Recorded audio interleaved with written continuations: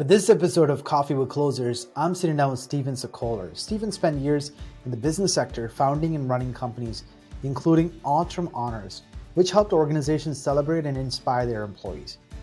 After multiple successful exits, Stephen recognized the need for an employee well-being offering to empower employers to create a safe space and culture in a more approachable and accessible way. In 2015, Stephen founded Journey with a simple but powerful goal: help people live happier lives with a greater clarity and peace of mind. Stay tuned for my conversation with Stephen. Enjoy the show. Hey, Stephen, I'm super excited to have you join me for this episode of Coffee with Closers. Thanks, Sam. Excited to be here with you. Most certainly. Well, every entrepreneur has an interesting story of how they overcame obstacles to become an entrepreneur. I was looking through your life journey, and you founded multiple companies and grew them very rapidly through acquisitions and roll-ups and things of that nature. And now you're on to building a SaaS plus service model business. So you've pivoted a lot and you've changed business models multiple times. So you definitely have a lot of entrepreneurial experience. So can you share with our audience a little bit about your journey as an entrepreneur? Yeah, absolutely. And how you got to where you are today? Absolutely. So I grew up in Queens and always had the desire to build and hustle. Like, money was something that my family didn't really have much of growing up, but we were surrounded by some interesting things and some interesting people making money. And so at a very young age, actually my little brother was the best man at my wedding a few months ago. And he told the story of our first business together, which was Steve's snow removal. So I was 13 and he was 8. And he said it was a perfect division of labor. I was Steve, the face of the business, and he was the snow removal part. And the truth is, like, we were always doing things to kind of try to make money and try to build. And so after college, moving to the more professional side of it, I joined a company called the Award Group. And the Award Group was run by two gentlemen in their 70s. They wanted somebody who could come in and run one particular division which focused on nonprofits. And that was really interesting to me from a sort of an emotional standpoint, the idea of how can we help nonprofits raise more money by celebrating and recognizing their donors. And so started doing that, and then very quickly started to get requests from my friends who were all doing investment banking. That was like the job to do back in 2001 when I graduated, for this really random type of award called Deal Toys, as we kind of joked about before, right? These are lucite or tombstones. They're basically gifts that investment banks give to their clients when they close a transaction. And so it's the junior analyst, the basically recent college grad, who's in charge of procuring these. And so all my friends were recent college grads, as was I. And so that business started growing. And so over the next few years, that business grew very rapidly. And I ended up saying, hey, I think there's an opportunity to really build this. Whereas those two gentlemen who I mentioned, who had hired me, they were now in their mid-70s. And so they had a different risk profile that I did. And I said, great, let me buy this. So I bought the division in a management buyout. This is October 2002, the peak of the stock market. Nobody knew it. October 2007. I started in October 2002. Nobody knew it at the time, but basically we had a bunch of good months, and then the market gave out. And obviously, I'm guessing we're close to around the same age, plus or minus. You probably remember those times. There was a lot of uncertainty about what would happen. And I had just purchased a business. I was in a non-compete where I could only work with investment banks. So that was really challenging because there were no deals happening. Lehman Brothers, Bear, everything was going under. There was a lot of uncertainty, but we cut costs really quickly, and that positioned us well. We ended up consolidating the industry. So we rolled up the second, third, and fourth largest companies in the space, along with a few independents. And then when the market came back a few years later, we opened offices in London, Sydney, Hong Kong, Montreal, and Taiwan. And then a few years later, I ended up selling the company. And at that point, we had about a 40% market share globally. We had about 70 employees around the world. So still a small company, but a big company within that little space. So that was sort of 12 years from 2002 to 2014, but many chapters, right? The Award Group one, the Icon one, that was what it was called when I first spun off. And then Altrum was what it was called when we consolidated everything. And then had some time off to try to figure out what I wanted to do next. And that was an interesting time. So happy to kind of double click in there and tell you about it. But to stay high level for now, I basically had no idea what I wanted to do, but recognized I wanted to build a big business and I wanted to do something that mattered. Like I was looking at these really interesting business opportunities that were fascinating intellectually, but didn't appeal to like my heart at all. I was like, okay, if I'm only living once in this body, at least, what is something that's going to make the world a better place? And so, um, thought about meditation. It's a practice that changed my life, which I'm also happy to go into more detail about. And then in 2015, in February 2015, launched Journey with this mission of helping all people live happier, healthier, less stressed lives. So it's been 8 years now building Journey, and yeah, happy to spend more time wherever you see fit. Yeah, I mean, I think when you've built 2015, this employee engagement and health and wellness application or this company, I don't think this topic of wellness and employee health and all of those things were even a conversation. I mean, it was a pretty much a brand new industry. We certainly want to dwell on those things, but if I can go back to kind of the icon and obviously building the Altrum as a company, you've had to do a lot of pivoting. Like you said, you had a non-compete, you basically had a management buyout. So you get this business, and in less than a year into it, now all of a sudden you have this major decision to make. Like the industry as you knew it is not going to be around. Now I think you're even questioning, well, if these financial organizations are all failing, why would there even be a need for deal toys, right? Toys to send to people to recognize them for having won deals and whatnot. So what were some serious decisions we had to make? And then when did the idea of finding all those competitors and rolling up all those companies into what ultimately become Ultram? Yeah. So can you share a little bit more about that? Yeah, I was very fortunate. I had Mm-hmm. a partner in the business, my CFO, a guy named Brian Miller, who I don't know how old he is now, but he's I guess back then I was in my 20s, early 30s, and he had at least a decade on me, and he had just been Mm-hmm. around more. And so while I was this Mm-hmm. hard charging CEO, and the hat that I wear most naturally is a sales hat, and I'm very optimistic, as a lot of entrepreneurs are, and saying, hey, I'm going to do this crazy thing called start a business. He was on the other side. He had seen businesses come and go, grow and fail, and so he was able to say, hey, I think we need to really buckle down and get ready for what's about to come. And so Mm-hmm. we cut costs quickly, right? We were like, okay, we don't know if this is going to come back, and if it is, how soon. So that was like the first decision. Then Mm-hmm. there was a question around, what do we do to survive? And I was like, I've put in enough of my energy and life and money into this business. I want to stay with it, right? I want to see if we can make Mm-hmm. it work. And so I had another partner named Bernard Bolduc who ran the factory where we manufactured a lot of the physical goods up in Canada. Mm-hmm. And so he was great because, unlike me, where I was competing hand to hand with all these other companies, and there weren't like bad relations, but there just weren't really any relations.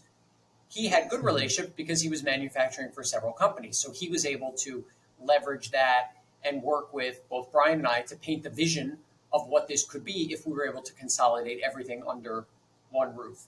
And so the Mm-hmm. numbers made sense. We were able to find a way to make it work. I mean, these were kind of challenging times that called for, what's the expression, like necessity is the mother of invention. Nobody Mm-hmm. would have. I mean, we would have, but none of the other companies would have said, yes, this is what we want. But what Mm-hmm. were you going to do? And so it just made a lot of sense. And then we were able to consolidate, cut a lot of cost out of the system, and then the Mm-hmm. market turned and came back. Yeah, and so obviously, like you said, you're in your early 20s. You're started this new company. You didn't know about facing such drastic economic downturn in the industry as a whole. So how did like acquisition? Was it even a thought in your mind when you started? Like, hey, this is how I know you said with this new company you started a journey. You wanted to build a big company, or I went into it with that idea of I want to build something big. But where you always had the idea of acquisition as a way of growth Yeah, in the early days. yeah, it was something that made a lot of sense. You know, I first purchased my company from Hmm. the parent company, from the award group. So I was already familiar with those types of transactions. And so at the Hmm. time, I was very into reading about business books and seeing everything and talking to different folks. And I was in a CEO group, and so there was a lot of. It wasn't like with Journey. I started Journey from scratch, raised money, etc. Hmm. With this, it was I purchased it in a management buyout. And so the idea of, well, could we acquire other businesses was always there for me. And the market itself Hmm. was not great when it was like this bull market. Everyone was doing well, everyone was making money. But once that turned, then it changed. And the industry was just ripe for consolidation because it was a lot of sort of legacy mom and pop type shops that had just been around Hmm. for 30 years or 25 years with the same owner. And so putting it together and saying, let's cut a lot of the costs out of the system, let's streamline things, made a lot of sense. And it also helped quite a lot when going to buyers, meaning like the back in the day, the Merrill Lynch's, the Goldman Sachs's, the Morgan Stanley's are clients and saying, hey, we can actually save you quite a lot from anyone else who's still in the space because we have economies of scale that nobody else had. Hmm. And the funny thing is, like, you're the new kid on the block, right? You just got into the industry. There were guys who were way ahead of you who may have had the financial means to buy out the other players, but you were the first to think about that as a strategy and kind of leverage that to observe all those competitors and get the economies of scale so you could scale, which is kind of funny because I've seen, like you said, the opposite side of it is like the guys that's been around, right? They just thought this market is just going to stay the way it is. They're just going to, thrive and grow, but they were not prepared to face the challenges. And then when something hit, kind of like COVID scenario, right? Where there were a lot of companies during COVID weren't prepared for something like that. And then they were sold for pennies on a dollar because they had to get out of it. They had assets that were stuck and they wanted to release as much cash they can and either just, run away from the problems by just exiting. And some of them actually had to do that as a strategy. So did you see some of those people kind of were surprised when you approached them to buy them out, Yeah, that they could have been in a much better place if they had been prepared? I think we were fortunate because whether it was Brian, who had been in a number of industries, or Bernard, who was looking at the industry from a different perspective, a lot of the other CEOs who were like me were just looking at it at one level, right? And so being able to Hmm. see, and many of these folks have been in that particular industry for many years. And so they'd Hmm. seen ups and downs, but never a down like this, right? And never something Hmm. that was, wow, investment banks are closing at scale, right? Like there Hmm. is an existential risk to the whole thing. And so they just didn't cut costs as quickly. They didn't see it quite as clearly. And part of that, I think, is, there's like it was just one of those things where, like, they didn't see the possibility of that. And there's like a Hmm. quote in Zen, which I'll mess up, but the basic gist of it is like, in the expert's mind, there are no possibilities. In the beginner's mind, there are many, right? The basic idea Hmm. being, oh, if you're an expert, then you can't see all of these things. But if you're brand new, you have, that Hmm. beginner's mind and approach to it. And so I think that helped us, the Yeah, whole industry.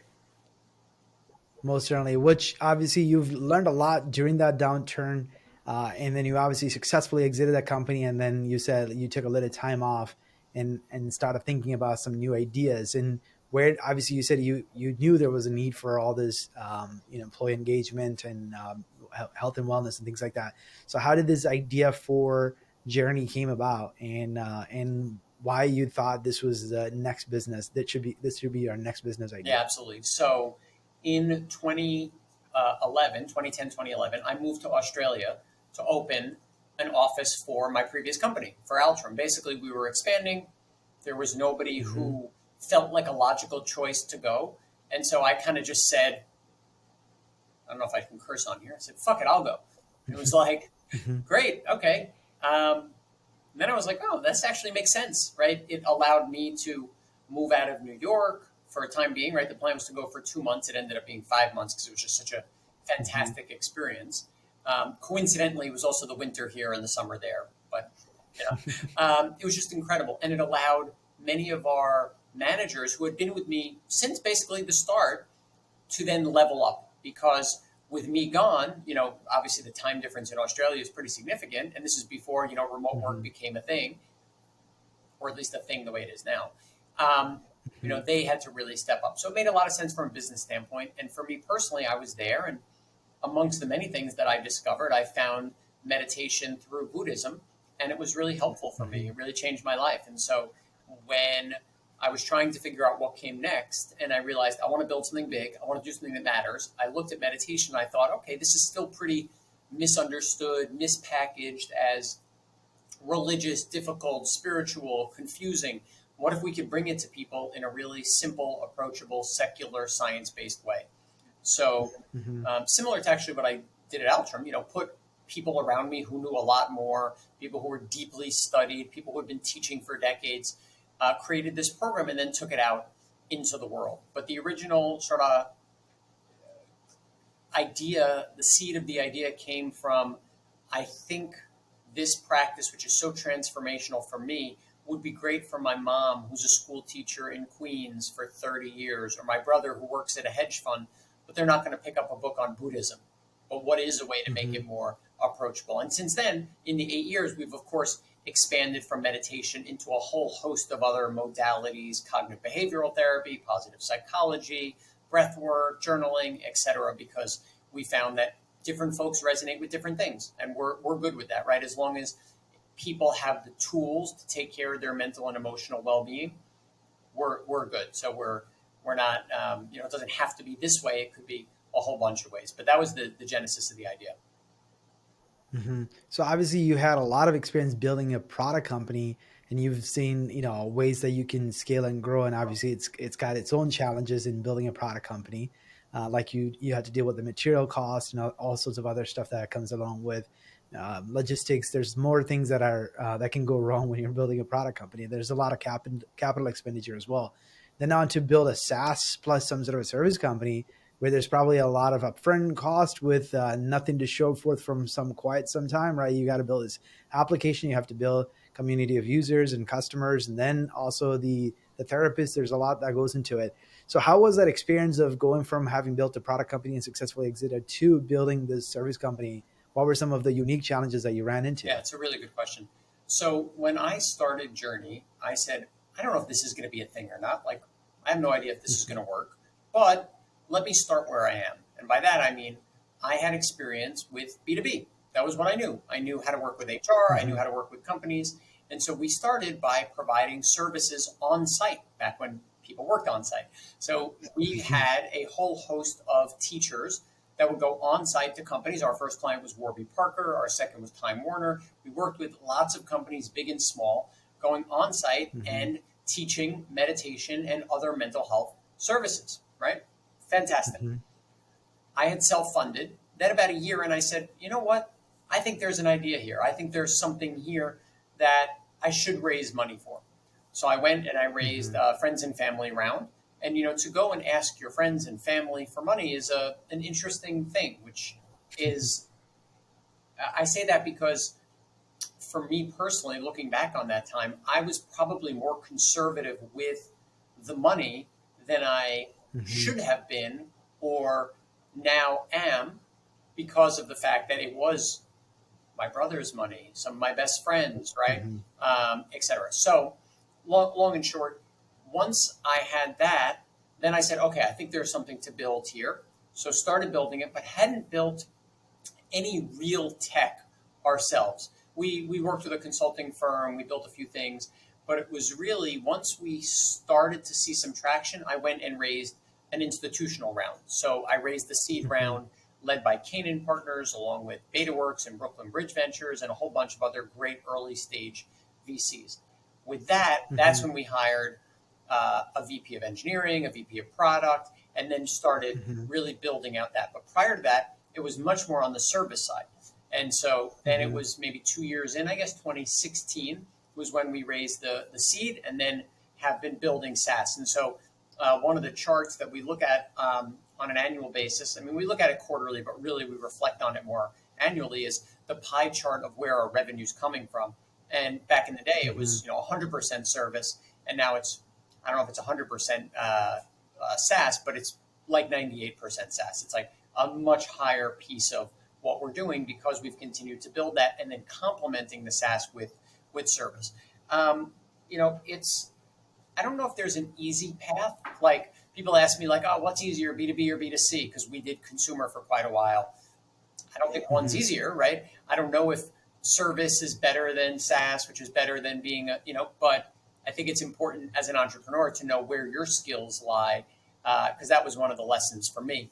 When we were doing a lot of consumer stuff, it was super fascinating for me because I was learning every day. Every day was like, wow, this is really interesting. But I didn't have anything to kind of pull from because I had built a B2B business for 12 years. And so while it was Hmm. interesting and exciting, I couldn't leverage the same set of learnings. And then when we said, you know what, let's focus solely on B2B, that's when the company really started to grow and excel. Yeah. And I think, like kind of said earlier in the conversation, I was saying, like, when you got into it in the 2015, right? Yeah, there is a need for all along, right? Like people need mental health, but it was never, I don't think it was the forefront of most businesses' mind, that this is an actual challenge business to have, right? They just have employees, they just do their job and go home. You got a mental problem, deal with it at home, not at work, right? Yep. So have you seen that shift happening while you were building this company? Have you seen that becoming more and more of a prominent discussion topic in the HR front and also in the business leadership Absolutely. front? Absolutely. So it started before the pandemic, but was Hmm.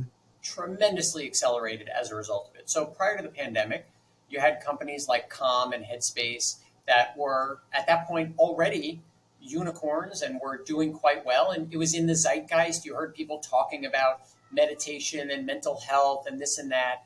But then it was the pandemic where companies said, hey, we now realize that we can't have mental, emotional, behavioral health as a secondary, tertiary priority, especially in the world we're living in today, right? Where most Hmm. employees have to think.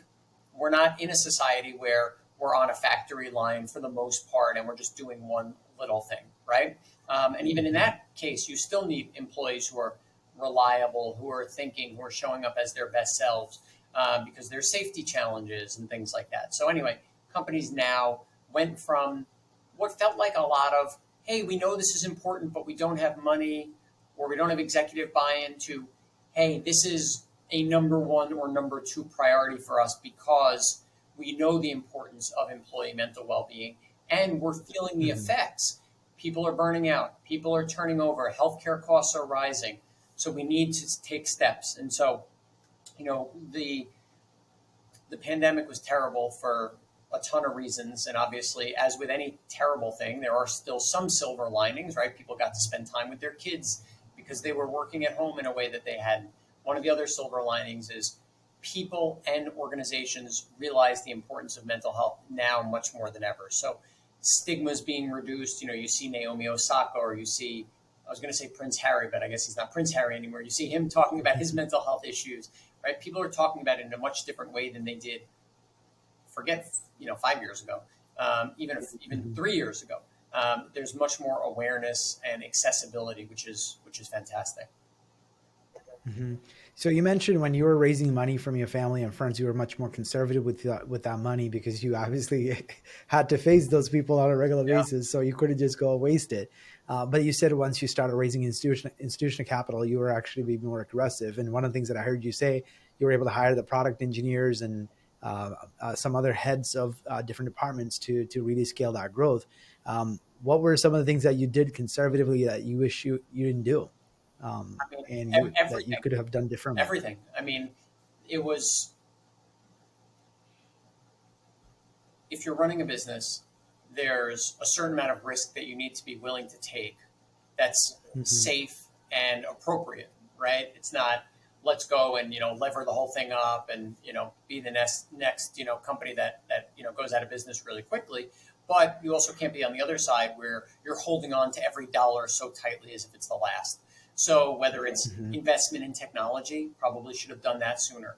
Hiring more experienced people. I was very Hmm. lucky in that several of the people who I hired who did not have much experience ended up being amazing employees and friends, Hmm. actually. One of them was at my wedding, one of them I caught up with the other day. Great, great people. But at the same time, we, both of them and myself, would have been very well served to have a few experts, not just working as advisors or consultants, but in the business, right? So Hmm. I think those are some of the areas where if I could go back and do it again, I would have invested, especially as a solo founder. Um, I mentioned how important my previous partners, Brian and Bernard, were at my other company, would have been the same thing here. Mhm. Even if I hadn't gone and said, hey, I need a co-founder, because I never really felt that way. Not that I couldn't benefit from it, but I never felt like a yearning or missing piece there. I do think we would have been well served had there been a few other experienced operators at the table. Yeah. So based on the experience that you had, and now obviously the way you've explained your journey of building multiple businesses, I couldn't say you're like a technical founder with a lot of coding experience. So you're more like a operator visionary guy with great ideas, but you need a lot of people around. So like, how was the building a tech product in a SaaS is a completely different ballgame, right? So how was that big shift, and then how did you fuel the growth that needed to fund that, especially after you've had built a software? Because you said you went from 100% service revenue, now almost 100% is SaaS revenue, which is a completely different business model altogether. Yeah. I was very aware of my shortcomings. Mm-hmm. And that's, if we want to get like a layer or two deeper, that's both helpful in the business standpoint, but also not always so helpful from a happiness standpoint, right? Like there's a certain Mm-hmm. balance around acknowledging and recognizing where your strengths and weaknesses are. But from a humility standpoint, I don't know anything about tech. Like even now, like when my Mm-hmm. TV goes off, my wife fixes it. Like I'm just not the guy. But I knew that, Mm-hmm. right? And so that self-awareness allowed me to say, okay, first, while I'm raising money, nobody's just going to give me the money because I built and sold a previous company and I have a little bit of traction here. If I'm building a SaaS company, a tech company, I need to have people who have experience with SaaS and tech. So I went and I recruited a bunch of advisors and a bunch of consultants who could give me good advice and credibility. Again, as I said, Mm-hmm. had I hired one or two people full time, that probably would have accelerated our growth, but you never know. Nowadays, Mm-hmm. we have a CTO who's a genius. We have a head of product who's fantastic. We have, forget advisors, we have a full team of engineers full time in house. We just added a new product Mm-hmm. person. We're hiring. So there's so much experience there. And for me at this point, like I've learned a lot. It's been 8 years doing this. And so lots of reading, lots of podcasts, like learning from guests of yours, learning from other people, making mistakes, right? Like just Mm-hmm. just being a student to the game. And also we have some really thoughtful investors who are very helpful. So bouncing ideas off them sometimes, having advisors. I think we've been fortunate in that we've been able to get a bunch of advisors who are like incredibly experienced, capable, like big names in the space because we're a Mm-hmm. mission based company, because we're doing important work, because we're supporting companies like Walgreens and Amex and Sony, but then we're also supporting the Harlem Children's Zone or the Anti Defamation League. So, people see this company doing important work. And we also work with nonprofits. So, for example, there's an organization called the Loveland Foundation, which provides free therapy to Black women and girls. Well, there's a shortage of Mm-hmm. Black therapists. And so there's this huge waiting list to get on or to Mm-hmm. be able to see someone. So we committed to representation when I started the company. So over 50% of our teachers are teachers of color. We have content that's specific based on your identity, race, life stage, et cetera. And so we said, let's partner with the Mm-hmm. Loveland Foundation to give away free memberships to our platform so that all those people on the wait list and all those ones seeing a therapist have access to these tools completely for free. So anyway, going back to your question, I just made a lot of mistakes along the way, but not enough to sink us, right? So that's good, Mm-hmm. and we're now at a place where we're heading in the right direction. Yeah, I think one of the biggest character of important characteristic of a leader is the sense of humility, right? Not just some false humility, but knowing really what you are not good at and recognizing it, and then trying to find people who are probably the best person to fill the void or fill that gap. So, how do you what's kind of like your leadership style that you practice as a leader running this fast growing tech service company? I think my team knows that I care deeply about them as human beings, like first and foremost, Mm-hmm. and I'm deeply committed to the company and to growing the Mm-hmm. business and to growing it in the right way. Treating people Mm-hmm. well, making sure we have an environment that supports their personal and professional growth, that allows them to have opportunities. And in order for us to be a sustainable business, in order for us to be a company that somebody's going to come along in a year, 2 years, 3 years, what have you, and say, hey, I want to buy this, right? Which will obviously be a very nice event for myself, my colleagues, financially, from a resume standpoint, right? We need to grow.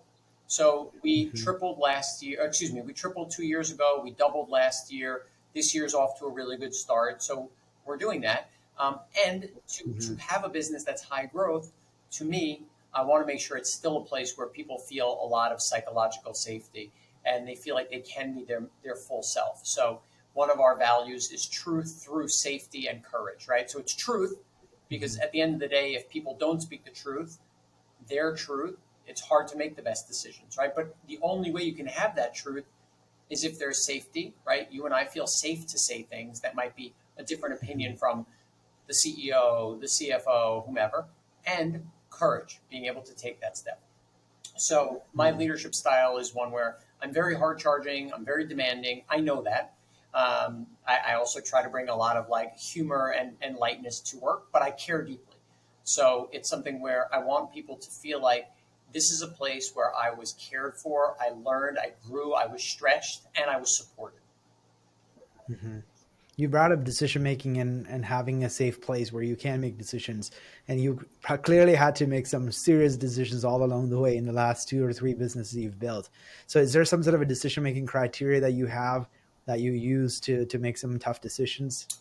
So my investors will sometimes knock me for this, but I think or Hmm. tease me probably more than they knock me. I will go and get a number of opinions from people Hmm. who have been there before. And the reason they knock me is, as with what I said before about being too conservative or being too risky, there is a balance between, hey, I'm handicapped and I can't make any decisions because I'm asking Hmm. everyone, or I'm not giving this any thought and I'm just making decisions. So some of the things I like to do, number one, I journal. So on Hmm. the weekends, usually Saturday morning, I will sit and write essentially a state of the company for myself. I Hmm. don't share it, but it's basically just going, what are my thoughts? How am I feeling? How's my leadership? How's our strategy? How's each department doing? Um, and Hmm. that process helps me a lot to get, everything that's bouncing around in here out. The other thing is I have Hmm. a very consistent and important to me meditation practice. And, oftentimes I'm sitting there and different thoughts will come up and I'll be just trying to observe what's happening. And if my gut is telling me, hey, this decision feels right or wrong or anything like that, that's also important to tap into. So with both of those, both the writing and the meditation, it's really important that there's some, for me, element of stillness and quiet to be able to see what's really happening. And even with that, we make the best decisions we can. We talk to people that have been Hmm. here, and sometimes we get it right, and sometimes we don't. But for the most part, that's really served me. Yeah, I mean, I think you mentioned about like, I've seen entrepreneurs where there's a decision based on committee and they can't make any decision without so many people's input. And then all you have is a bunch of ideas with no one taking a decision. It's so frustrating sometimes.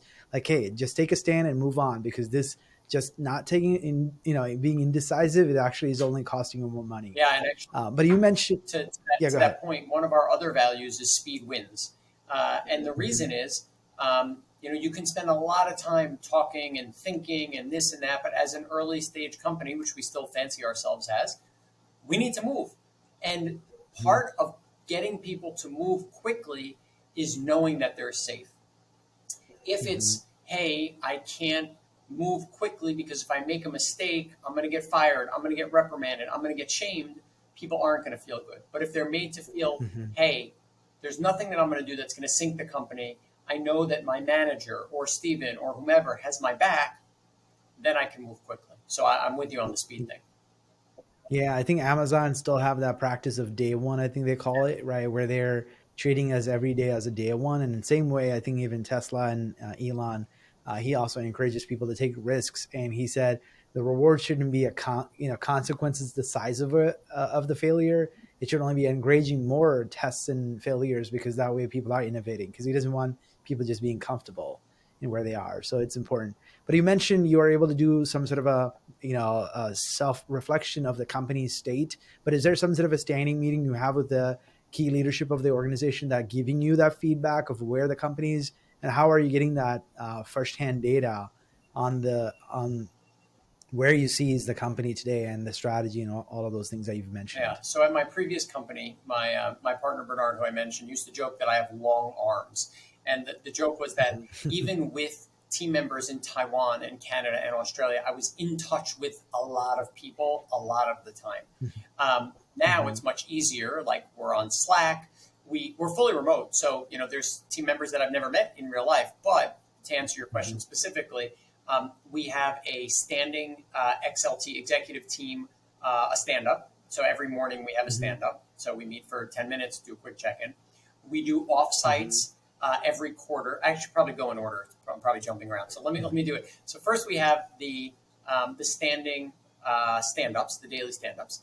Then we have a Monday afternoon management meeting. Then we have a Wednesday afternoon brainstorm. And then we have a quarterly offsite where we get together in real life and do a deep dive into what happened in that quarter and plan ahead. Now that's with the executive team. I am in, I would say, weekly, meaning a couple times a week, communication with almost every member of the team to check in. Almost always on Slack. We also have a company meeting where you have all the faces. We're about 25 now full time. That's obviously not including all the teachers and therapists and all that stuff, but full time. We start the meeting with a check-in. So how are you doing? I'm doing great. One woman shared this past weekend she had to put her dog down. So obviously she was emotional about that. So everyone sent her love.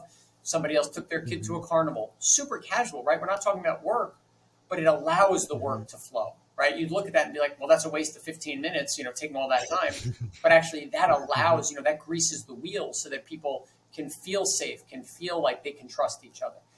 So yeah, we have a lot of formal meetings, and then there's also informal things. So there's like a bi-weekly lunch that people stop by, again, on Zoom.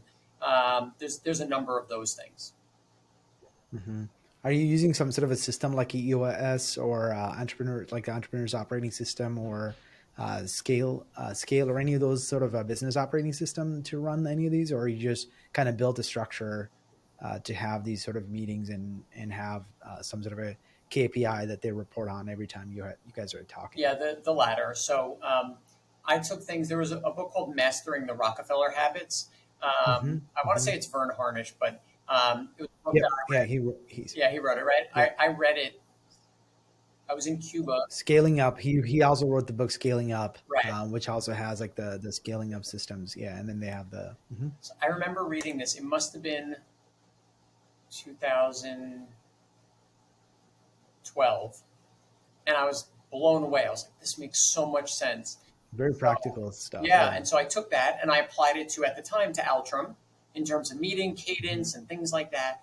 And then I applied it to Journey. But it wasn't, hey, we're going to take this whole thing and apply it. It's what are the things that are relevant for us based on stage, industry, what feels right. And so we have sort of our own version of that. But it definitely takes inspiration from a lot of things. Like there was a time where we were going to roll out OKRs. And then we said, you know what? There's a simpler way for us to do this. And so we do that. So we have our priorities. We report on them red, yellow, green every month. We report on them weekly. So it's monthly priorities. And then we share that with the company. So we have sort of different versions of how we do it. So it's not necessarily like we took this out of the box. We have sort of drawn inspiration from a number of things. Makes sense. So obviously as a leader, like you said, you have a lot of things going on, multiple meetings throughout the day. You're building a company, growing it, all sorts of stuff. I'm sure with the investor meetings and things like that, reporting back to them how the company's growing. So you got a lot to get done. So are there any sort of a productivity hacks that you have in terms of how you stay focused and get things done? Absolutely. So I block out the first several hours of my day as priority number one. So everyone has access to my calendar. Now, the truth is that things will sometimes get booked over it, whether it's I'm going to the doctor with my wife, or there's a client that's the only time they can call. But for the most part, I'd say 3 out of 5 days, my morning. So let's say I wake up at 7:30 or 8 or whatever time, have my morning meditation, and then I'll work uninterrupted-ish until today's first meeting was at 11. Tomorrow, I think it's at noon. And it gives me time to think. and it gives me time to work on what's most important. Because once the day starts and once the calls start, especially because I'm still very much involved in sales, it's very rapid fire. There's just a lot happening. And then by the end of the day, I'm just too tired to do any like thinking work. I can do lots of cleanup work. I can send emails, but like having that beginning of the day is super helpful. Now, for other people, the productivity hack might be the opposite. It might be they get the most energy at night. It might be they get the most energy right after they go to the gym. But I will say the other thing is I am in at this point a pretty good place, and I kind of never thought I'd say this, but like with all of my self-care practices. So like I eat really healthy, but not obsessed with it. I used to be really heavy. I lost 85 pounds. And so like my relationship with food was very dysfunctional for a long time, but like it's really good now. My meditation practice is good. I go to the gym consistently, but not like I'm going to the gym and I'm, spending 2 hours. Like I'm just going to be consistent. And so between getting a good night's sleep, eating well, that's kind of a very unsexy productivity hack. But I think the sleep for me is the key thing. Like that's the sort of the thing that has the biggest impact, because if I'm not sleeping well, then all of those other things, I don't eat really healthy. I'll eat kind of crappy because I'll crave, greasy food or carbs. Then I won't go to the gym, and then it, just all spirals down from there. So that's my productivity hack. Again, not very sexy. Yeah, I mean, it's kind of crazy, right? Very simple things that actually have a ripple effect on everything else. Like you said, it starts with the sleep that actually can play a big part in your what you bring to the day, right? With your energy level and your attitude and everything else. And then you skip the gym, and then all of a sudden, I do know when I exercise regularly that I am more selective about what I put into my body too. Like you don't want to just eat any sort of junk that you see, because you start thinking like, oh man, if I eat this donut, I got to spend another 40 minutes. That's right. So you're being a little bit more cautious about it. That's right. So obviously you've learned a lot over the years as having built companies, and you have a lot of lessons learned, and probably a lot of mistakes that can show those wounds and what those means. But having, gone through all this, right, what you've been through so far, what advice would you give your younger self, knowing what you know today? I think I'd probably say you're good. Like you're good as is. Like you're whole, it's less a, business advice, although we show up, at work and at home. It's more a life advice, which is like a lot of the things I did where I was very hard charging and I was doing all these things, but maybe the reason for some of it was because I felt less than, I felt like I wasn't making as much money as my friends, or I would be loved by a female if I had more or was more. And I think the advice that I would give, like now I'm 44, the advice I would give like my 24-year-old self is like, you're good. Like, just like give him a hug and be like, you're okay, Yeah, it's a great advice to kind of end our conversation. So I certainly enjoyed our conversation, Stephen. Thank you for sharing your life lessons and wisdom with our audience. Yeah, it was good seeing you, Sam. I enjoyed this. This episode of Coffee with Closers is brought to you by OneIMS, a leading digital marketing agency helping businesses win new customers. To request a free marketing ROI audit, please visit oneims.com. If you enjoyed this video, please share it. To make sure you never miss an episode, please subscribe.